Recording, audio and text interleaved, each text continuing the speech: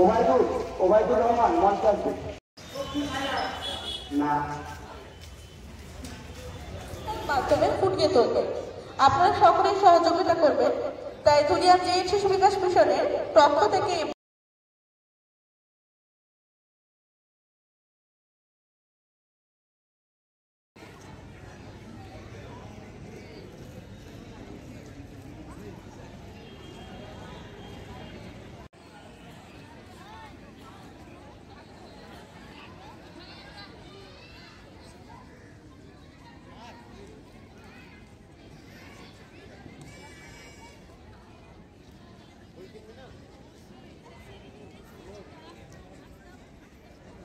নমস্কার।